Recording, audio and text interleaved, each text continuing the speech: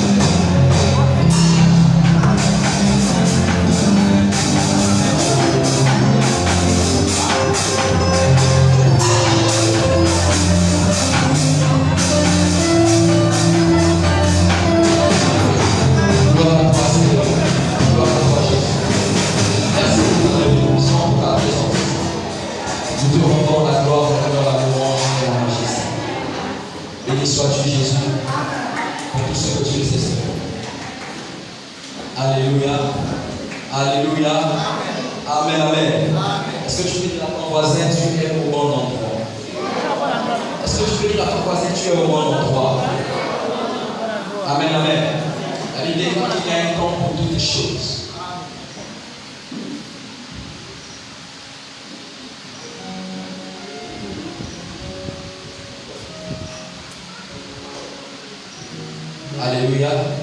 La Bible déclare qu'il y a un temps pour toutes choses. Amen. Alors je vous salue dans le beau et précieux nom de Jésus-Christ de Nazareth. Amen.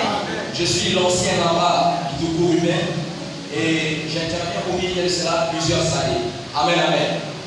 Dieu, par le travail de son serviteur, a choisi que ce soit moi qui puisse transmettre le message.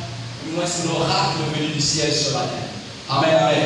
C'est pourquoi nous voulons honorer notre Père qui nous fait toujours la grâce, qui prend le risque, qui ose prendre le risque de propulser la jeunesse dans la chose de Dieu. Est-ce que nous pouvons acclamer le Seigneur pour le serviteur, pour le pasteur, pour le politique? Est-ce que nous pouvons acclamer le Seigneur et pousser de joie? Amen, amen. Alléluia. Alléluia. Alors nous pouvons aussi, dans ce même élan, acclamer le Seigneur pour son épouse. Parce que la Bible déclare que les deux formeront une seule chair. Amen, amen. C'est pourquoi je veux que tu pousses les cris de joie pour la maman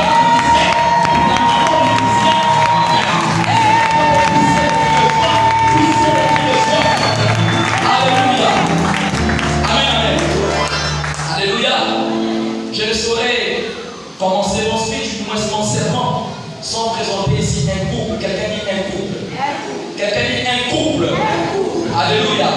Quand je vois ce couple, ça me rappelle un frère. Quelqu'un dit avec moi un frère. Quelqu'un dit avec moi un frère. Et ce frère nous amenait dans la louange. Ce frère nous disait, je suis la tête et non la queue. Je suis en haut et non en bas. Je suis devant, je suis devant. Alléluia. Je suis devant et devant, devant et je suis devant et amen, amen. Est-ce que nous pouvons ovationner les parents de notre frère chantre célèbre? Est-ce que nous pouvons acclamer le Seigneur du papa, les volets, les parents, les jeunes, afin de ovationner, pour acclamer le Seigneur? Nous sommes merveilleux couple, nous sommes merveilleux couple, que le Seigneur acclame quelle grosse visite ce matin. Amen, amen. Qui se rappelle le frère célèbre ici? Amen, amen. C'est le frère de l'ambiance. Amen. Voici l'origine, voici la source Abba, le papa de notre frère Chélet, qui est allé en déplacement. Amen, amen. Alléluia. C'est un privilège, c'est une grâce pour nous de recevoir ce merveilleux couple. Amen. Amen. Avec notre maman, que le Seigneur vous bénisse davantage pour votre visite en ces lieux au nom de Jésus. Amen. Alléluia. Waouh. Quelqu'un dit avec moi, waouh. Wow. Quelqu'un dit waouh. Wow. Nous sommes dans un jour très particulier, c'est un jour de fête. Amen. Et lorsqu'on parle de jour de fête, on parle de réjouissance, on parle de joie, on parle de gaieté et on parle de tout ce qui tourne autour du bonheur. Alléluia. Bien. Le thème de ce matin est certainement connu de tous. Et en ce moment que je parle, dans toutes les églises qui adhèrent au corps de Christ, c'est ce message qui est prêché. Amen, amen. Ce message est prêché, mais j'ai envie de te dire pas de la même manière. Parce que Dieu travaille église en église selon nos besoins. Amen. Amen, amen. Alors je suis convaincu dans mon esprit que ce qui va sortir en ce jour, c'est selon le besoin de ce peuple que nous sommes aujourd'hui dans cette congrégation. Alléluia. Amen, amen. Amen. Alors le thème de ce matin que le Seigneur m'a mis à cœur, c'est la mission du Saint-Esprit dans la Pentecôte. Est-ce que c'est bien par là quelqu'un? La mission du Saint-Esprit dans la Pentecôte. Contexte de base.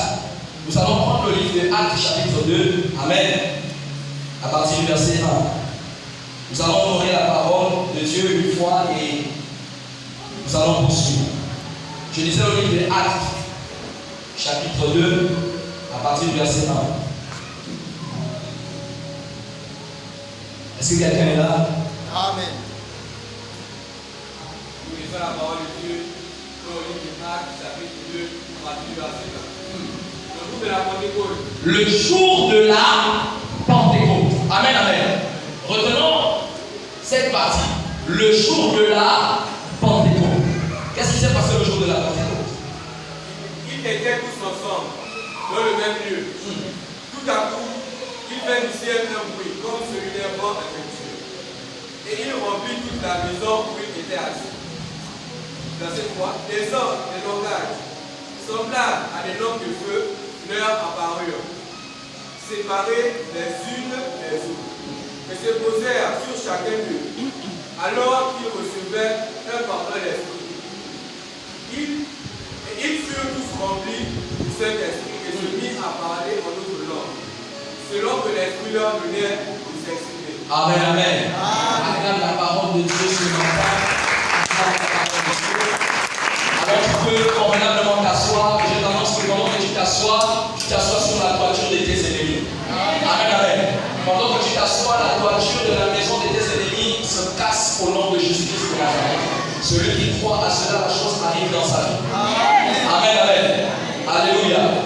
Nous ne pouvons pas vivre sans des ennemis. C'est clair que nous avons des ennemis. Mais je t'annonce que la manière que tu t'assois ce matin casse la toiture de la maison de tes ennemis. Ça voudrait dire quoi? Que ton poids enlève la protection de ses ennemis. Amen, amen. Alors, nous voulons retenir une chose. Je voudrais que pendant ce message, quelqu'un rentre à la maison avec une idée réelle de la mission du Saint-Esprit pendant le jour de la Pentecôte. Vous allez constater avec moi que pendant que je suis en train de parler, il y a deux choses qui ressortent. La première chose qui sort, c'est quoi? C'est le jour de la Pentecôte. Et lorsqu'on parle du jour de la Pentecôte, à côté, on parle de quoi? On parle de la mission du Saint-Esprit. Autrement dit, on parle de la venue du Saint-Esprit. Ça voudrait dire quoi? Ça voudrait déjà dire que la Pentecôte n'est pas l'effusion du Saint-Esprit. Alléluia. La Pentecôte n'est pas la descente du Saint-Esprit. Est-ce que je parle à quelqu'un? Amen. Tu vas comprendre au fur et à mesure. Alléluia. La Bible déclare que soyez transformés par le renouvellement de l'intelligence. L'intelligence de quelqu'un s'ouvre ce matin au nom puissant de Jésus-Christ. Tu vas comprendre une chose. La Pentecôte n'est pas l'effusion du Saint-Esprit. La Pentecôte n'est pas la descente du Saint-Esprit. Mais c'est le jour de la Pentecôte que le Saint-Esprit est descendu. Est-ce que quelqu'un voit la nuance? Est-ce que quelqu'un voit la nuance? La Pentecôte a une signification. Est-ce qu'on comprend une chose? Alléluia. La Pentecôte a une signification. Mais la Pentecôte ne veut pas dire la descente du Saint-Esprit. Est-ce que l'esprit de quelqu'un commence à s'ouvrir ce matin? Je t'annonce ce matin que aussi longtemps que l'on t'a dit que la Pentecôte c'est la descente du Saint-Esprit, que cela sorte maintenant de ta tête au nom de Jésus-Christ de Nazareth. Parce que la Pentecôte a une autre définition que l'effusion du Saint-Esprit. Pourquoi? Parce que la Bible nous dit dans le livre des Actes chapitre 2, le jour de la Pentecôte. Ça voudrait dire quoi? Ça voudrait dire qu'en réalité la Pentecôte existait déjà. Est-ce que quelqu'un comprend quelque chose? Ça voudrait dire que la Pentecôte existait déjà avant que le Saint-Esprit n'arrive. La Pentecôte existait déjà. Alors vous allez comprendre avec moi qu'en réalité c'est quoi la Pentecôte? Lorsque nous étions en train d'adorer le Seigneur tout à l'heure, nous avons compris ce mot qui disait Pentaïkos. Pentaïkos en réalité c'est un mot grec qui veut dire Pentecôte en français. Alléluia. Alors la Pentecôte c'est quoi? Est-ce que quelqu'un peut ouvrir le livre de Exode chapitre 34 à partir du verset 22? Alléluia. Alléluia. Je voudrais que quelqu'un soit assez concentré. Amen, amen. Le renouvellement de l'intelligence. On ne peut pas donner la mission du Saint-Esprit dans la Pentecôte si au préalable nous n'avons pas déjà compris c'est quoi la Pentecôte. Amen, amen. Parce qu'on relie automatiquement la venue du Saint-Esprit à la Pentecôte. Chose qui n'est pas fausse, mais en réalité, ça a deux définitions différentes. Il faudrait que le chrétien soit capable d'expliquer c'est quoi la Pentecôte et c'est quoi l'effusion du Saint-Esprit. Amen, amen. Le Saint-Esprit est descendu le jour de la Pentecôte. Alors, Exode chapitre 34 à partir du verset 22. Exode chapitre 34, verset 22. Tu célébreras la fête des semaines. Tu célébreras la fête des semaines. En dessus. Les prémices de la moisson. Des prémices de la moisson du froment. En dessus. Et la fête de la récolte. Et la fête de la récolte. À la fin de l'année. À la fin de l'année. Alléluia. Alléluia. Qu'est-ce que Dieu est en train de dire? Souvenons-nous qu'il y a de cela 50 jours. Amen, amen. Nous étions ici et nous avons prêché sur la Pâque. Est-ce qu'on comprend? La Bible dit en Ésaïe chapitre 46, verset 10 que ce sont des choses dont j'avais déjà annoncé dès le commencement. Rien n'est nouveau. Alléluia. La Pentecôte a été vécue depuis des années. Depuis lorsqu'ils étaient en Égypte. Depuis lorsqu'ils sortaient de l'Égypte. Amen, amen. La Bible me dit que pendant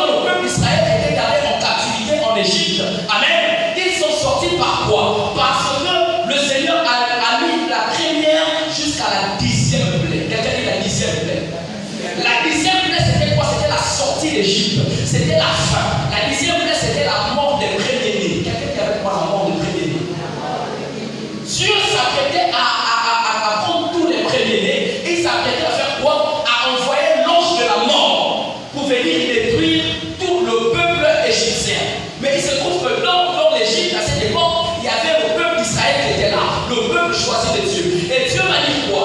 Dieu va dire à Moïse pendant ce temps que tu dois prendre un anneau. Amen, amen. Et tu vas le sacrifier au 14e jour. Et tout ce qu'on a dit, on va immoler. Pourquoi? Pour qu'après on prenne le sang et on vienne mettre sur les linteaux. Que lorsque l'ange de la mort va passer, il va passer outre. Nous, on a dit que Pâques veut dire Pessa. Pessa qui veut dire le passage. Le passage de quoi? Le passage de l'ange de la mort. Quiconque avait mis le sang sur son linteau. Amen, amen. L'ange de la mort ne pouvait pas s'arrêter dans sa maison pour frapper. Amen, amen. Alors la Bible me dit que lorsqu'ils vont partir, lorsqu'ils vont sortir d'Égypte, il y a quelque chose qui va se passer.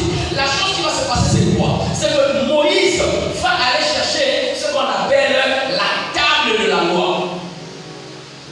Amen, amen. Dieu leur dit que lorsque vous êtes sortis, lorsque vous sortez maintenant de l'Égypte, il va falloir que vous fassiez des fêtes, ou du moins une fête. Quelle est cette fête? C'est la fête des semaines. La fête des semaines, autrement dit, la fête de la récolte, la fête de la moisson, qu'on appelle Pentaïkos, qui veut dire 50e. Qui veut dire 50e. Et lorsqu'on parle de 50e, on a envie de dire quoi? Le 50e jour. Alléluia. La Pentecôte signifie déjà le 50e jour. Mais on doit se poser la question de savoir pourquoi on parle de 50e jour. Ça veut dire que s'il y a le 50e jour, en réalité il y avait le premier jour, en réalité il y avait le deuxième jour. Mais la Bible me dit que dans le désert, Moïse est allé chercher les tables de la loi. Je vais vous annoncer quelque chose ce matin. La chose que j'annonce, c'est quoi? C'est que pendant que Moïse est allé chercher les tables, Moïse va faire 40 jours. Amen, amen. La montagne qu'on appelle le mont Sinaï. Il va aller chercher les tables de la loi. Ce qu'on appelle en réalité la Torah. La Torah, c'est quoi? C'est la Bible par laquelle Dieu s'est révélé aux Juifs. Est-ce que quelqu'un suit quelque chose? Dieu s'est révélé aux Juifs par la Torah. Il a remis ça à Moïse. Ça faisait 40 jours. Alors, la Pentecôte va être assimilée à cette fête. Pour parler de quoi? Du mot juif qu'on appelle en grec aussi, qu'on appelle Shavuot. Shavuot veut dire quoi? Shavuot, c'est une fête des semaines, c'est la fête de la récolte, c'est la fête des prémices. Amen, amen. Et Shavuot se fait chez les Juifs. Ce que les Juifs ont envie de dire jusqu'aujourd'hui. Par quoi? Pour le fait de se remémorer, amen, amen, le jour que Dieu a donné la loi à Moïse. C'est ça la Pentecôte. Est-ce que quelqu'un apprend quelque chose? Vous allez regarder. C'est C-H-A-V-O-U-O-T. Shavuot.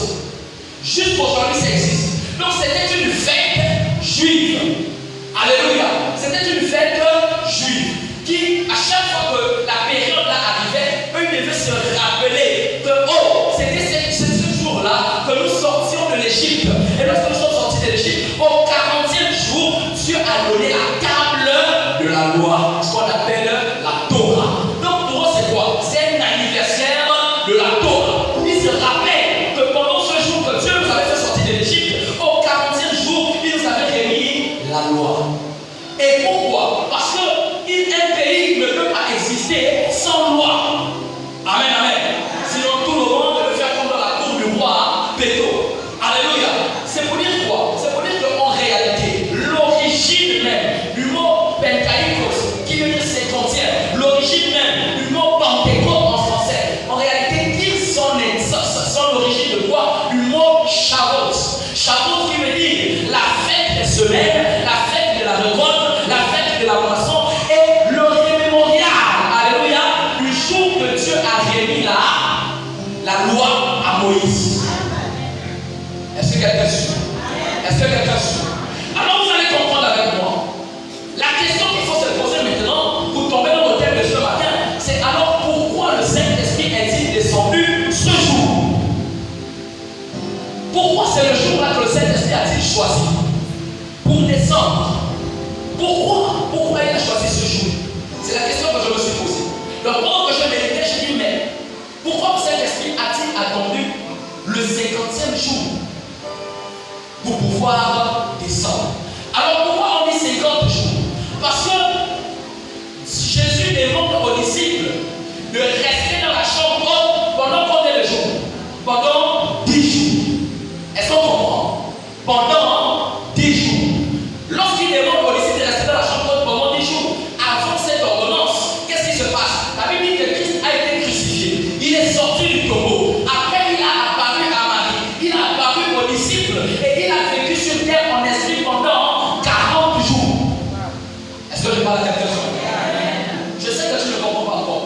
vas comprendre ce matin par la grâce de Dieu. Amen, amen. Christ va vivre sur terre pendant 40 jours après être ressuscité. Il va vivre avec les disciples pendant 40 jours. Après le 45 jours, c'est ce qu'on appelle l'ascension. Amen, amen.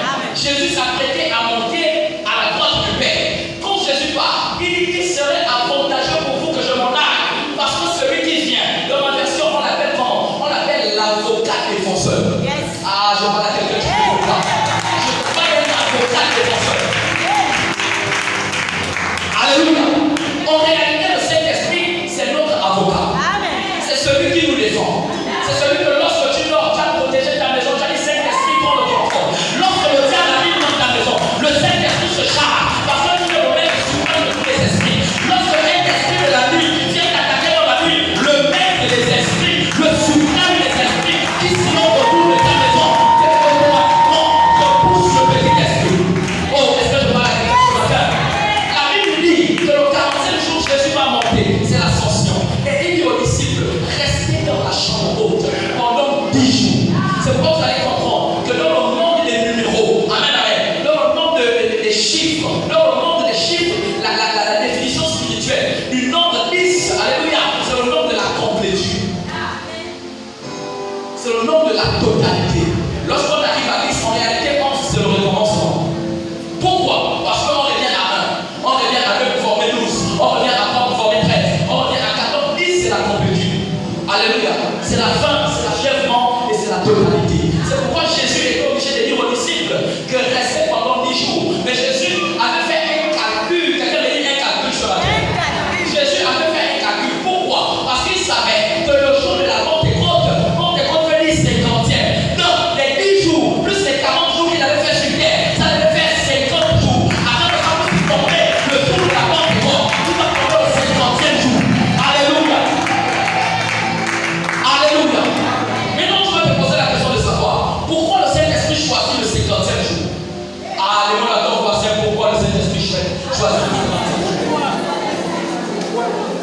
Alléluia. Alléluia. Est-ce que quelqu'un est béni ce matin? Est-ce que quelqu'un est béni ce matin? Je dis la manière que tu as toujours compris la Pentecôte. Change ce matin au nom de Jésus-Christ de Nazareth. Parce que ton intelligence va être renouvelée. Alléluia. La Bible dit que lorsque Jésus monte, amen, amen, il donne de l'ordre, il dit, vous restez dans la chambre. Personne ne sort, personne ne bouge. Restez concentrés.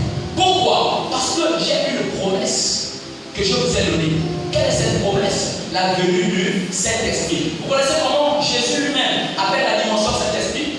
Il appelle la dimension Saint-Esprit une puissance. Oh, je parle à quelqu'un. J'ai dit, il appelle le Saint-Esprit une puissance. Il ne dit même pas le Saint-Esprit. Il dit en Acte 1, verset 8, le Saint-Esprit survenant sur vous. Yes. Alléluia. Il dit, vous recevrez une puissance, le Saint-Esprit survenant sur vous. Amen, amen. Je vais te donner la première mission.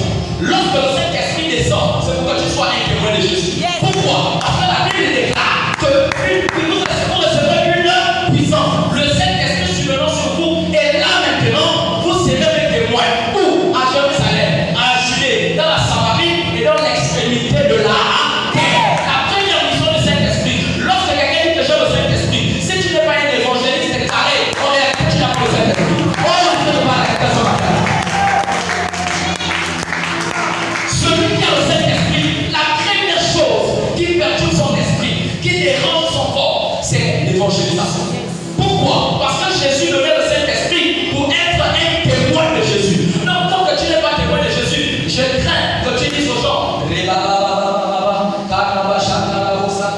je veux vous annoncer que c'est le seul nom qu'on ne peut pas vérifier. Si tu mens, si tu dis la vérité. Pourquoi? Parce que la Bible dit que lorsque tu parles en langue, ce sont des mystères que tu dis à Dieu. Si tu mens, si tu dis la vérité, nous on ne sait pas. On ne peut pas vérifier ça. La seule chose qu'on peut vérifier, c'est si en réalité tu t'élèves et tu parles de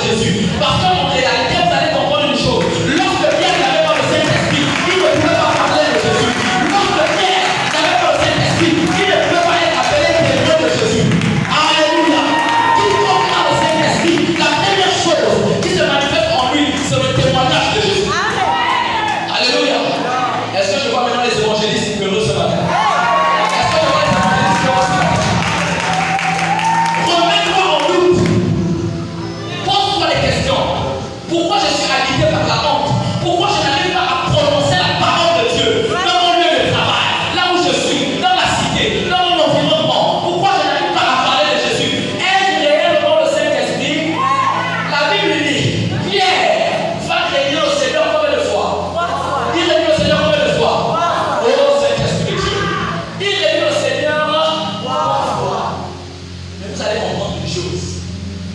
Est-ce que quelqu'un est là? Est-ce que quelqu'un de Seigneur?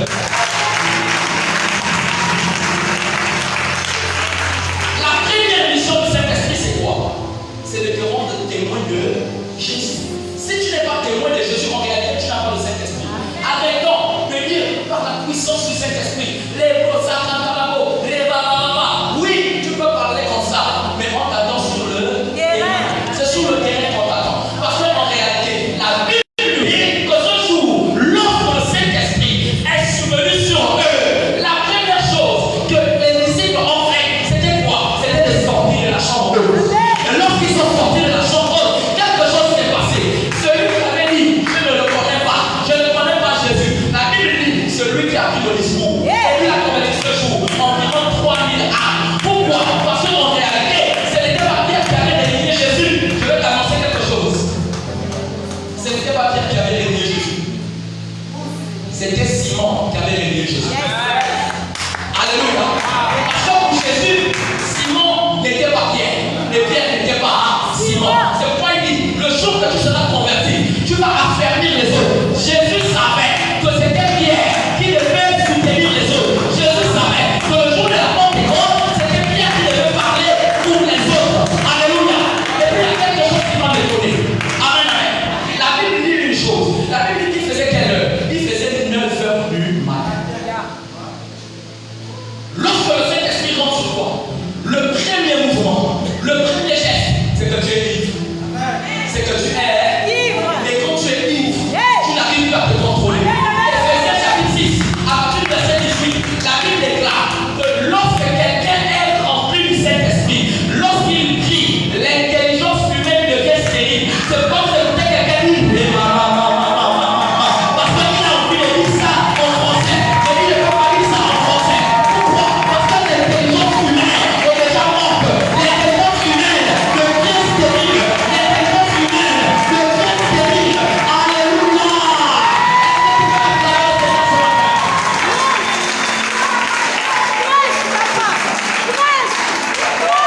Alléluia. Est-ce que le Seigneur fait lumière à quelque chose? Alléluia. Tu vas comprendre la Pentecôte ce matin. Amen, amen. La Bible déclare que lorsque quelqu'un est rempli du Saint-Esprit, l'intelligence humaine se tait. Elle devient stérile. Lorsque l'intelligence humaine devient stérile, qu'est-ce qui se passe? C'est normal que le mot que tu veux dire soit élevé, soit élevé.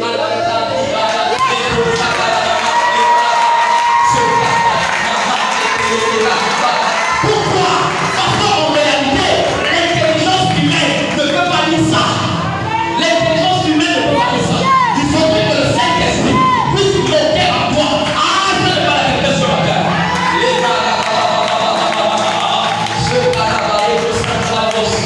Je dis à quelqu'un qui souffre de lui parler en langue depuis longtemps, le Saint-Esprit vient sur toi ce matin. Alléluia. Si tu avais honte, si tu te posais la question de savoir si je dis un mot, on va dire que je suis en train d'inventer. Bien aimé, ça c'est le diable qui vient t'intimider. Lorsque tu veux pouvoir parler en langue, parle en langue. Parce que le Saint-Esprit va se motiver. Le Saint-Esprit va travailler avec toi.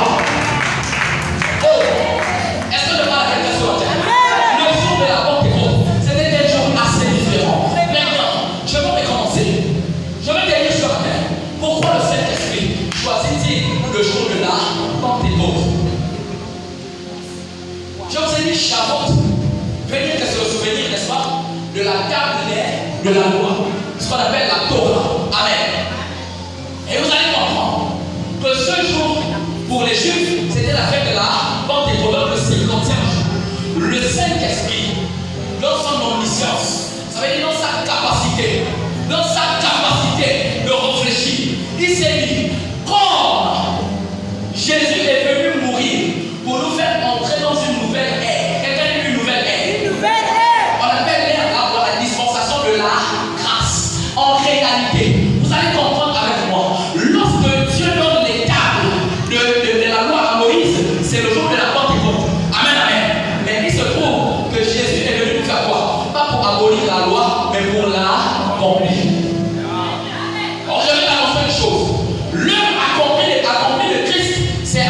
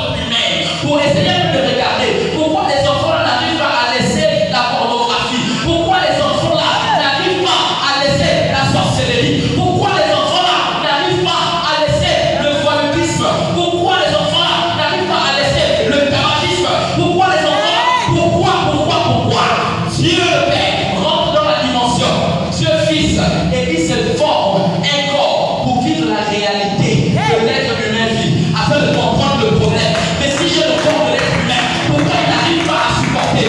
Pourquoi il n'arrive pas à supporter? Pourquoi il n'arrive pas à supporter? C'est pourquoi Jésus entre dans le corps de l'humain. Alléluia. Jésus s'est fait humain pour pouvoir faire quoi? Pour pouvoir comprendre pourquoi l'homme est assez détruit. Alléluia. Le jour de la Pentecôte, c'est un jour assez spécial. Amen. Nous sommes en train de faire quoi? Nous sommes en train de donner la mission réelle du Saint-Esprit le jour de la Pentecôte. Amen. Quelqu'un me dit accélère. Quelqu'un me dit accélère. Alléluia. Vous allez comprendre une chose. Accélère mon fils. Le 50e jour, Jésus vient. Il dit maintenant, je quitte la dimension corps. Maintenant, je veux m'infiltrer en vous. Alléluia. Parce que pendant qu'il était dans la dimension corps, il est en train de vivre la fornication. Il a lutté. Il est en train de vivre la drogue. Il a lutté. Il est en train de vivre le tabac. Il a lutté. Il est en train de montrer le modèle. Pour dire que désormais, lorsque vous voyez telle ou telle chose, faites comme moi. Mais il se rend compte que ça ne suffit pas. Quelqu'un dit ça ne suffit pas. Il dit bon, plus que l'être humain est vraiment possédé, ou autrement dit oppressé, alléluia, par les ténèbres, par le péché, par la chair. Qu'est-ce qu'il fait? Il essaie de mourir et de partir. Et quand il dit que je pars, en réalité il n'est pas parti. Il allait se changer, il allait se transformer. Parce que lorsqu'il va se transformer, il revient sur un aspect. Quand il devient se transformer, puisque Dieu est moi et tu, j'ai rempli la demande en toi. Et quand c'est en toi, tu auras la capacité maintenant de lutter face au péché. Parce que désormais, c'est même plus toi qui vis, mais c'est Christ qui vit en toi. Lorsque Christ voit la réclame, Christ retourne. Lorsque Christ voit la fornication, Christ retourne. Lorsque Christ voit les critiques, la jalousie, Christ retourne. La mission du Saint-Esprit. Alléluia. Le Saint-Esprit vient sur la terre. Et vous allez constater une chose. La Bible dit qu'ils étaient dans la chambre haute, en train de prier, persévérer dans la prière, dans la fraction de vie, dans la communion fraternelle. Alléluia. Ils étaient là jusqu'au jour où c'est arrivé au 10e jour, qui faisait donc le 50e jour. Souvenez-vous que le 50e jour chez les Juifs, c'était l'annonce de la loi. Amen. Je vais vous dire une chose. Lorsqu'on dit que le 50e jour chez les Juifs, c'était le jour de la loi, on s'est rappelé que Dieu a donné la loi à Moïse. Il fallait que Jésus vienne achever son œuvre. Parce qu'à la croix, il avait accompli. Mais le jour de la Pentecôte, par le Saint-Esprit, il est venu achever. Qu'est-ce qu'on appelle achever? La Bible dit clairement que désormais, ce ne sera plus sur des pierres que je vais gratter la loi, mais ce sera sur la table du peuple. Qu'est-ce qui va se passer? Il va se passer que le Saint-Esprit vient le jour de la Pentecôte pour faire quoi? Pour briser la table de la loi. Donc il va dire dans la parole que quiconque vit sur la loi est encore sous la malédiction. C'est pourquoi nous qui vivons dans la nouvelle ère, c'est-à-dire dans l'ère de la dispensation de la grâce, amen, nous ne sommes plus sur la loi. Pourquoi nous ne sommes plus sur la loi? Parce que c'est le jour de la Pentecôte là que le Saint-Esprit est venu briser la loi. Or la loi a été écrite sur quoi? Sur une pierre. Alléluia. Sur une pierre. Est-ce que le frère savait pas peut m'amener la pierre? Est-ce que tu peux acclamer le Seigneur ce matin?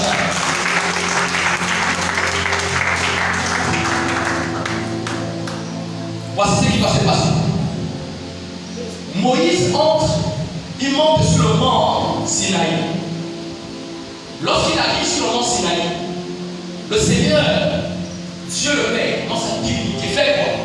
Il lui remet les tables de la loi. Tu ne voleras pas, tu ne feras pas ceci, tu ne prendras pas la femme de ton voisin, tu ne feras pas ceci, tu ne feras pas cela, tu ne feras pas. Amen. Jésus se rend compte dans la dimension de la parole que c'est trop difficile pour l'homme. Amen. Il s'est dit qu'il est venu montrer l'exemple à l'homme. L'homme n'a pas pu supporter. Il a dit bon, maintenant, vous allez recevoir une puissance. Saint-Esprit va venir sur c'est pourquoi Corinthiens va dire que ne savez pas que votre corps est le temple du.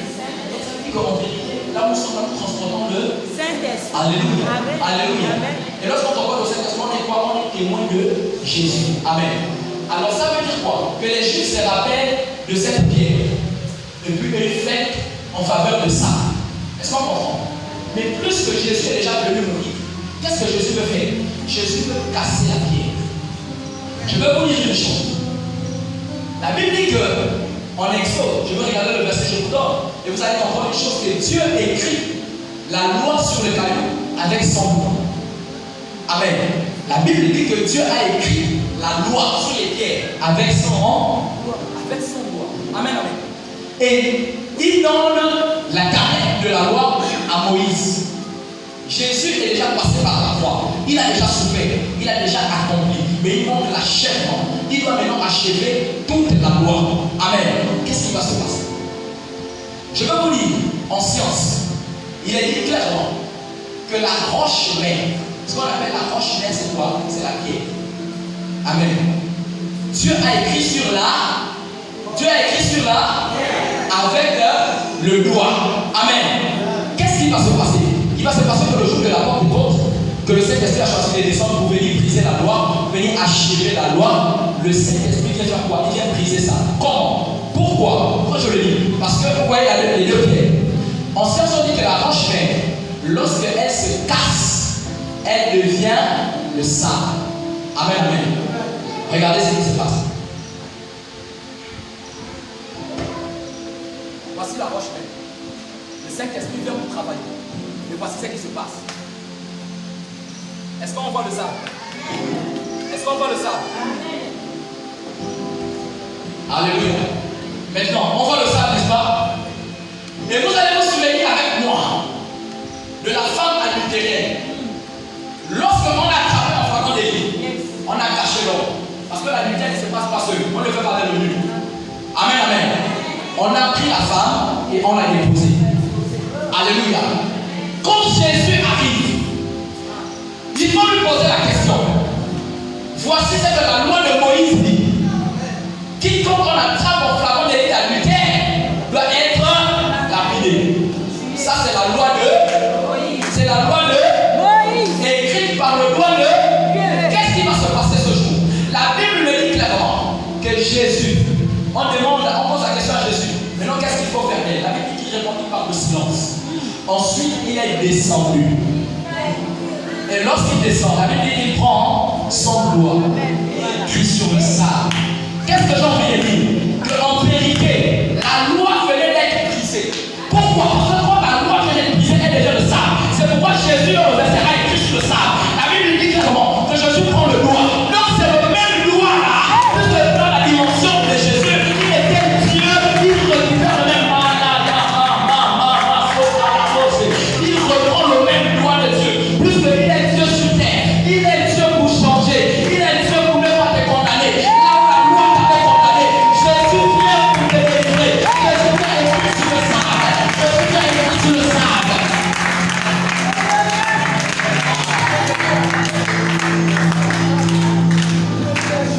La Bible dit quoi? La Bible dit clairement que lorsque Jésus est écrit sur le sable, mais je vais vous dire, qu'est-ce qu'il écrit sur le sable? Il écrit sur le sable que le jour de la Pentecôte, c'est la réconciliation. Il écrit sur le sable que le jour de la Pentecôte, celui qui te condamnait ne te condamne plus. Alors je vais te lire le livre de Actes chapitre 2, à partir du verset 37. Est-ce que quelqu'un est là?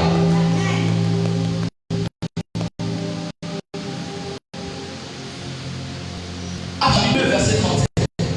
Vous allez comprendre. La Bible dit clairement que Jésus descend. Il reprend le même doigt de Dieu. Pour faire quoi? Pour nous faire entrer dans la dispensation de la grâce. Parce que si on est dans la dispensation de la loi, la femme ce jour-là serait lapidée. Mais il dit, quand nous sommes arrivés au où j'ai brisé la loi, c'est moi Dieu. Je prends mon même doigt, que j'avais écrit sur la pierre. Je l'écris maintenant sur le sable. En réalité, j'ai en train de réécrire sur la pierre. Une nouvelle loi qu'on appelle la grâce. Et donc, il est dit que la grâce est une loi. Alléluia. Parce que la loi, c'est une. Je vais dire quoi? C'est un ordre.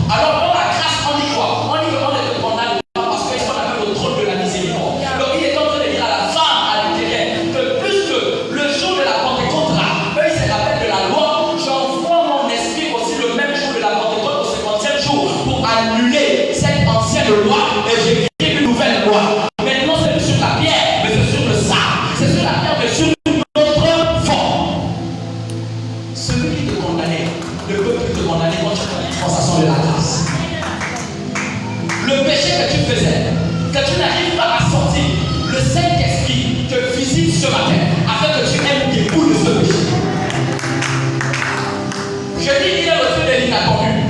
Toi-même, tu ne vas pas te rendre compte comment tu n'arrives plus à regarder la pornographie.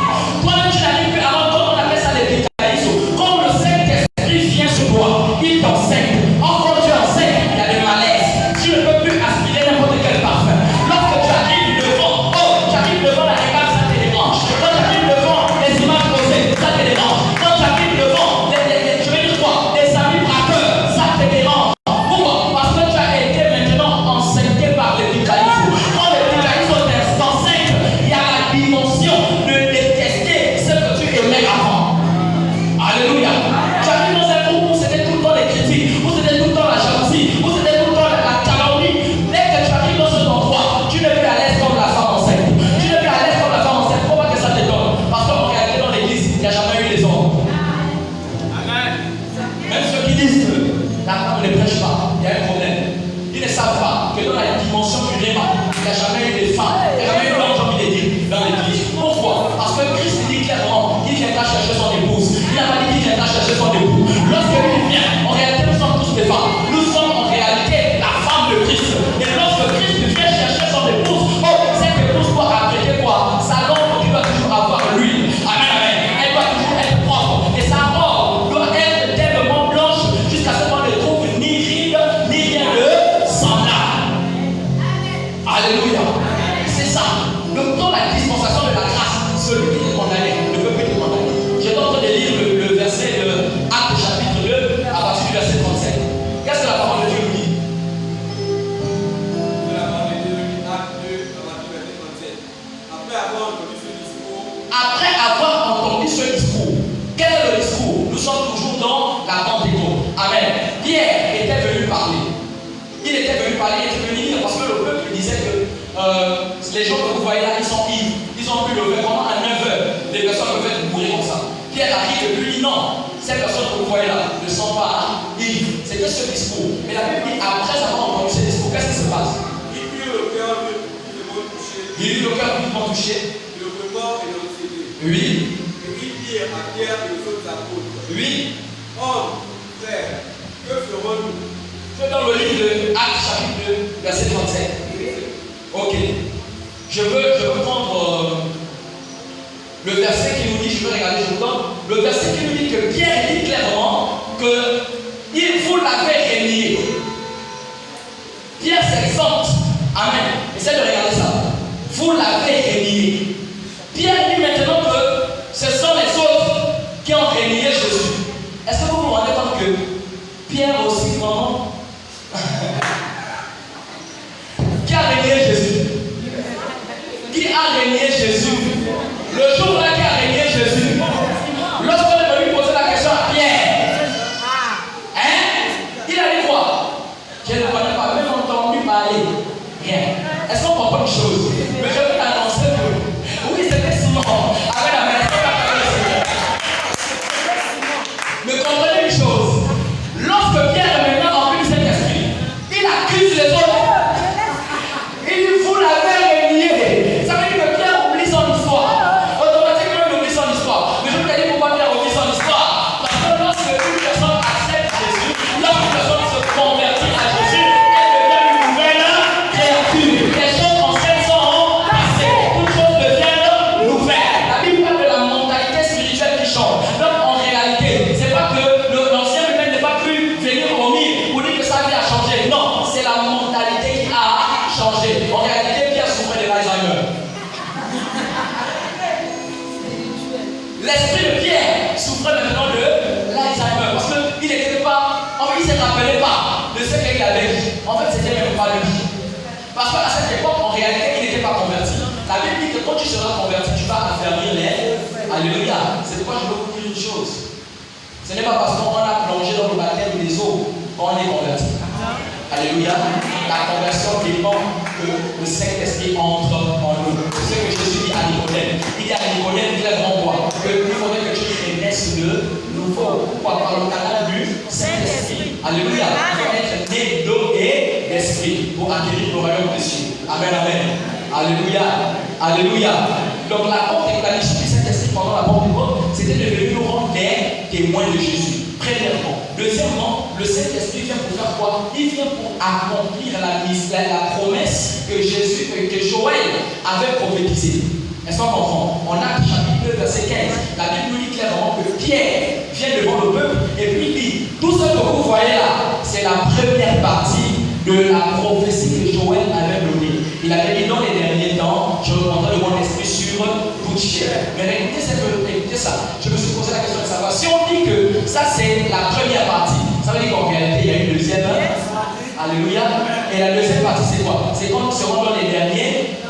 Quand nous serons dans les derniers, alors que le livre de 2 Timothée nous dit clairement que les derniers temps, quels sont les signes qu'on observe dans les derniers temps? Les enfants seront rebelles aux parents. Amen, amen. Les gens seront amis d'argent. Les gens seront orgueilleux. Ça veut dire, la Bible dit qu'ils vont prendre leurs oreilles et ils vont détourner d'écouter la vérité, mais ils vont aller écouter les femmes. Donc, on va rentrer dans les églises, on va te dire que je vais me marier, je veux avoir ceci, tu auras ceci, tu auras cela. La Bible dit qu'on reconnaîtrait en réalité leurs fruits, nous les a par leurs fruits. Amen, amen. La Bible nous annonce que les temps difficiles, que dans les derniers temps, pour avoir l'annonce, on va dire quoi? Le signe qui va montrer que nous sommes des gens des derniers temps, c'est quand les enfants seront orgueilleux. C'est quand les gens vont tuer les autres pour de l'argent. Maintenant, la question que je me suis posée, est-ce qu'on ne voit pas ces signes aujourd'hui? Amen, amen. On voit ces signes aujourd'hui, oui ou non? Et lorsqu'on voit ces signes, ça veut dire quoi? Ça veut dire qu'en réalité, on n'est plus dans la première partie, on est maintenant dans la deuxième partie de la prophétie de Joël. Or, dans la deuxième partie de la prophétie de Joël, la Bible dit, les jeunes gens feront quoi? Ils prophétiseront. Amen. Les vieillards auront des songes. Et vos jeunes auront des visions. En réalité, lorsqu'on parle de vision, on parle de quelque chose qu'on peut projeter. Amen. Je décrète que je déclare ce matin. Le songe, vous écoutez, le songe, c'est quelqu'un qui a la capacité de voir mais qui ne peut plus faire. Mais j'ai dit clairement que le songe, un jeune, lorsque tu es jeune, et que tu dis que j'ai fait un songe, tu es en erreur. Parce que le songe, c'est pas pour toi. Le songe, c'est pour le vieillard. Mais je vais t'annoncer une chose. Ce que le vieillard n'a pas pu accomplir, ce que ton père n'a pas pu accomplir, je décrète et je déclare. De la même manière qu'Abraham a pu accomplir ce que Terach n'a pas pu accomplir, toi, tu accomplis cela au nom de Jésus. C'est pas parce que ton père avait arrêté le niveau scolaire en classe de 5e que tu vas t'arrêter au sein 5e. Lorsque tu es jeune, tu as la vision. Tu peux réaliser la vision que ton père avait. Parce que pour ton père, ça devient un songe. Mais pour toi, c'est une vision. Tu peux réaliser ce que ton père avait dans l'esprit. Alléluia. Est-ce que tu me prends ce matin? Est-ce que quelqu'un peut acclamer le Seigneur ce matin? Je vais te dire une chose. Je veux dire que tu peux appeler à réguler. Tu ne peux pas appeler à être le moindre. Je décrète et je déclare. Là où tes parents se sont arrêtés, c'est là où tu commences au nom de Jésus de Nazareth. Et tu termines la vision de tes parents. Tu termines la vision de tes parents. Si ton père avait construit une maison, je décrète, je déclare la triple portion au nom de Jésus de Nazareth. Tu construiras 3 maisons. Tu construiras plusieurs choses. Tu construiras plusieurs choses. Alléluia.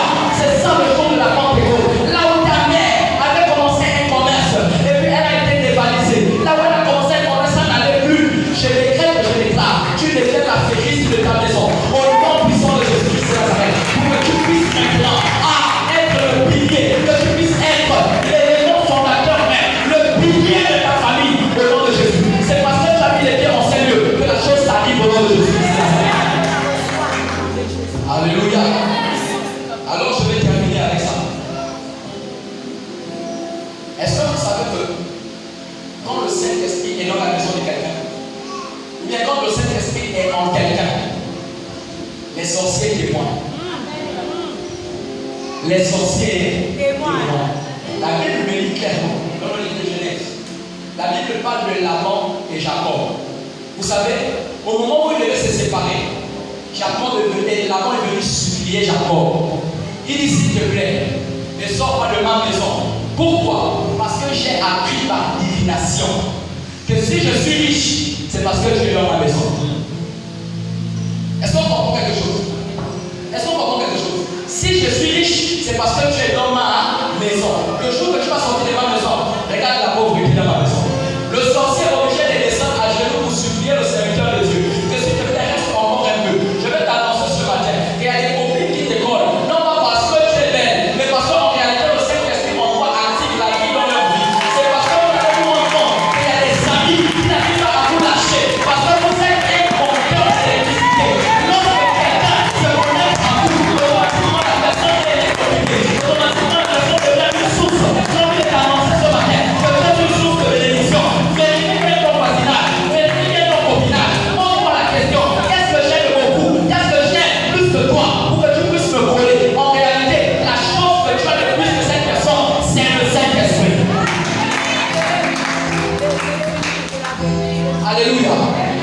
des personnes comme ça. Où tu regardes, le gars qui ne travaille pas, il n'a pas d'argent, il souffre, il n'a rien. Alléluia. Mais vous voyez comment la jeune féminine court. Qu'est-ce qu'elle a vu dans la personne? En réalité, c'est la puissance du Saint-Esprit qui active. L'onction active, que ce soit les ondes négatives ou les ondes positives. Parce que lorsque Dieu veut bénir, il ne regarde pas le bon et le méchant, il envoie sa pluie. La pluie tombe dans le champ du méchant, la pluie tombe dans le champ du gentil, du moins du bon. Alléluia. Je t'ai dit, fais attention maintenant. Apprends à partir d'aujourd'hui que les démons peuvent supplier, peuvent te supplier. Il y a des personnes même que le bailleur refuse de vous quitter le quartier. Il te dit, s'il te plaît, je peux même te donner même 3 mois cadeau, ne paye pas. Pourquoi? Parce qu'il s'est rendu compte que depuis que tu as mis les pieds dans sa boue, les autres locataires sont pas. Alléluia. En réalité, tu payes même le loyer. C'est toi qui motive les autres locataires. Comme toi, ça est ton locataire. Et le bailleur est tellement content que il sait que le jour que toi tu vas partir, sa richesse est finie. J'annonce ce matin que je déclare que tu sois une source de bénédiction. Au nom de Jésus. C'est ça que je veux raconter. Amen. Alors le jour de la Pentecôte, on fait quoi? On offre les prémices. Si on dit qu'on va fêter la Pentecôte, je peux vous annoncer que la Pentecôte peut se fêter tous les jours. On peut avoir le 50e jour tous les jours. Pourquoi? Parce que la Pentecôte, c'est le jour qu'on offre les prémices. Or, prémices veut dire premier. Est-ce qu'on comprend? Premier. Les Juifs faisaient quoi? Ils venaient offrir à Dieu leurs prémices. Les prémices de quoi? De ce que ils avaient déjà planté. Alléluia. Eux, ils avaient un salaire saisonnier. Pourquoi? Parce qu'en une année, ils pouvaient récolter 2 fois. Est-ce qu'on comprend? Mais nous, aujourd'hui, on a un salaire mensuel. Alors, comment faire? Comment faire? Plus que on n'est pas dans le même contexte, mais c'était des cultivateurs. Alléluia. Maintenant, je vais t'annoncer c'est quoi le prémice. Le prémice, en réalité, c'est le premier revenu. Alléluia. Le premier né du revenu que tu as. Alors, je prends l'exemple de quelqu'un, une femme, qui a commencé son commerce, elle avait 100 000. Et lorsque elle va vendre les 2 premiers deniers qui vont sortir de son commerce, ça ne lui appartient pas. Elle garde le capital. Parce que les 2 000, c'est quoi? C'est la naissance du produit que Dieu lui avait donné. C'est ce qu'on appelle prémisse. Donc, elle donne les premiers nés. Est-ce qu'on comprend? C'est pourquoi la Bible dit en Exode clairement quoi? Il dit que tous les premiers nés m'appartiennent. C'est pourquoi je veux vous dire, tous les premiers nés mâles. C'est pourquoi je veux vous dire, quand Dieu a déposé plus de 40 millions de spermatozoïdes dans l'ovaire de quelqu'un, c'est pour que lorsque le premier spermatozoïde va féconder avec l'ovule, lorsque l'enfant sort, cet enfant, s'il est masculin, il appartient à Dieu. Alléluia. Nous avons l'exemple de Anne. Lorsque Samuel est né, consacré, la Bible dit en Exode, alléluia, que tous les premiers-nés doivent m'appartenir. On est dans le nombre 13. Dieu dit tous les premiers-nés m'appartiennent. Bien aimé, la Pentecôte va vous dire que si tu avais fait erreur, tu as la possibilité de récadrer ton premier enfant et de lui donner aussi, de lui donner au Seigneur. Amen, amen. Le premier, c'est la première chose qui sort de toi. C'est pourquoi Dieu, il encourage l'entrepreneuriat. Lorsque tu as été maintenant dans, je vais dire quoi, l'acquisition de ton gain mensuel. Alléluia. Si tu prends tout le gain, tu donnes, ça veut dire que tu as donné le capital. Comment est-ce que tu vas vivre? La Bible dit ne devez à personne. Ne devez rien à personne. En réalité, tu vas développer une activité automatiquement. Lorsque l'activité se développe, la première récolte commence de tout. Lorsque le diable passe, la Bible dit, Dieu pose la question au diable. Qu'est-ce que tu allais faire là-bas? Il dit, je suis en train de me promener sur la terre. Mais je vis dans ses serviteur Jean. Alléluia. Et lorsqu'il dit ça, il dit, mais normalement il te sert là parce qu'il est riche, parce qu'il a les biens, il a tout. Vous savez ce que le diable est en train de vouloir faire? Le diable est en train de vouloir commencer quelque chose dans la vie des gens. Mais comme il est dans le commencement, il a fallu qu'il va poser avec celui qui permet que la chose commence. Et c'est quoi Dieu va lui permettre de monter? Va faire commencer la souffrance dans la vie des gens. Va faire commencer. Je t'annonce ce matin qu'en réalité, si tu es devenu pauvre, est-ce que tu vois que ton affaire ne marche plus?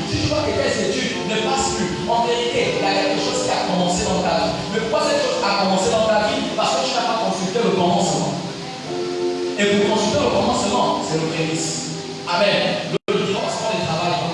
Non. La première pensée, lorsqu'on te donne une chose, même l'argent, la première chose que tu dois faire, c'est de faire quoi? C'est de penser à Dieu avant.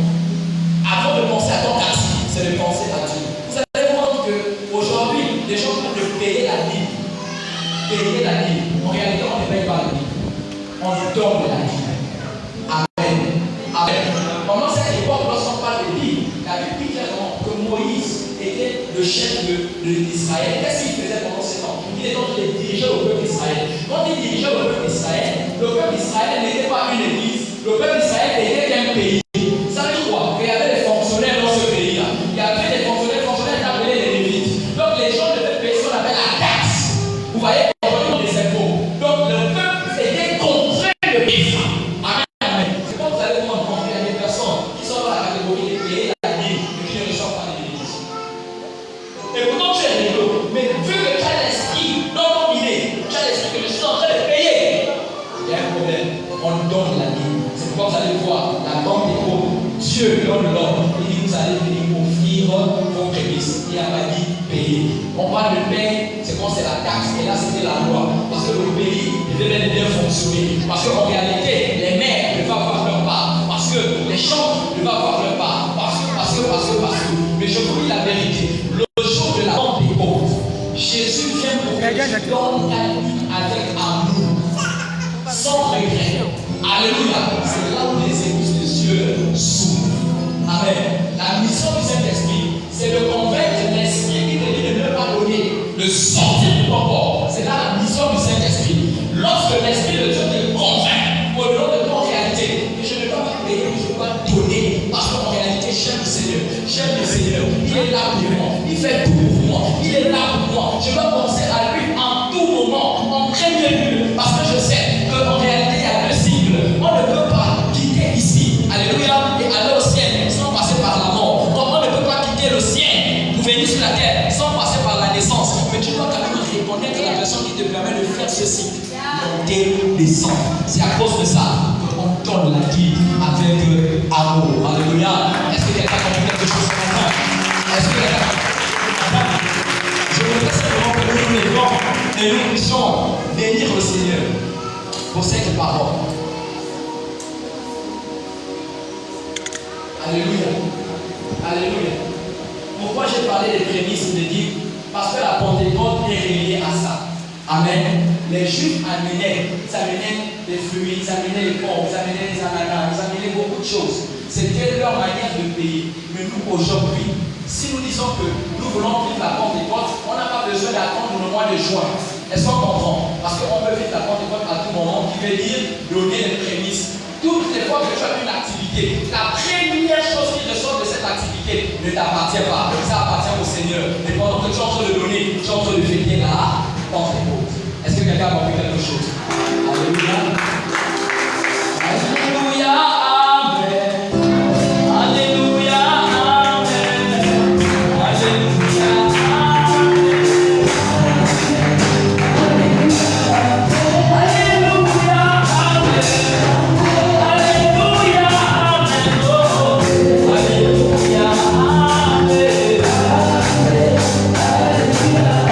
Oh, alléluia, amen.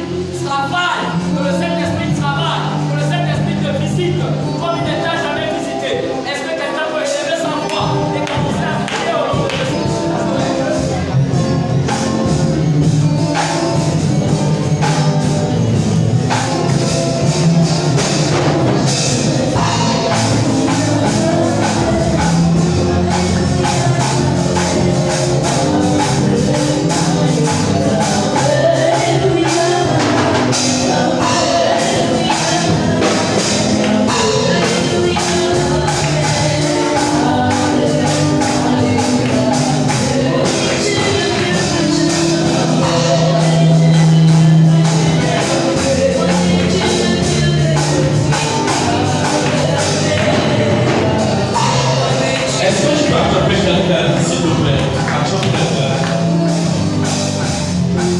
Est-ce que je peux attraper quelqu'un avec le lever?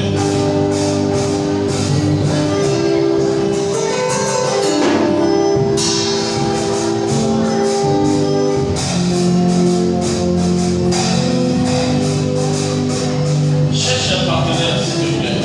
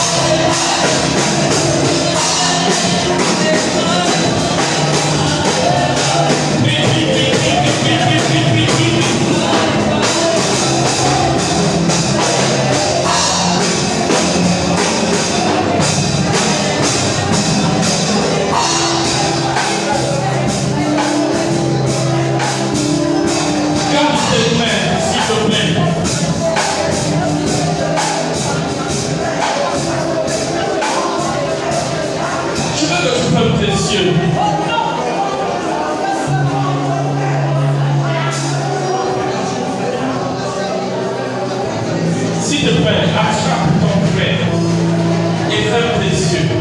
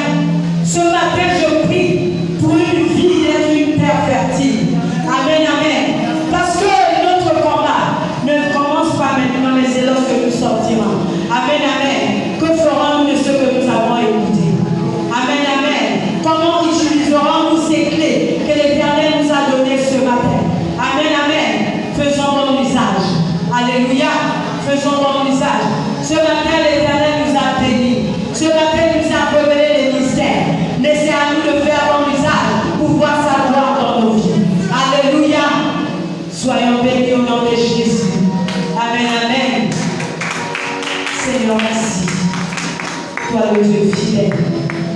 Bien-aimé, tu as reçu. Je vais tout simplement t'inviter maintenant à venir donner avec joie. Amen, amen.